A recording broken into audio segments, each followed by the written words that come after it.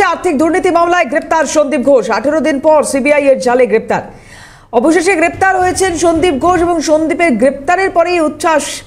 আন্দোলন করছেন যে সমস্ত চিকিৎসকরা, তাদের মধ্যে আর্থিক দুর্নীতি এবং এই আর্থিক দুর্নীতির অভিযোগ প্রথম আনেন আক্তার আলী। এই আক্তার আলীর করা অভিযোগের ভিত্তিতেই গ্রেপ্তার করা হয় সন্দীপ ঘোষকে। গতকাল নিয়ম মাফিক সিজিওতে যান তিনি এবং সেখান থেকে তাকে নিজামে নিয়ে যাওয়া হয়। তারপরেই ঘোষণা করা হয় সিবিআই তরফ থেকে যে গ্রেপ্তার করা হয়েছে সন্দীপ ঘোষকে, এবং সন্দীপ ঘোষ ছাড়াও আরও 3 জনকে গ্রেপ্তার করা হয়। এবং এই গ্রেপ্তারির পর স্বাভাবিকভাবেই খুশির হাওয়া।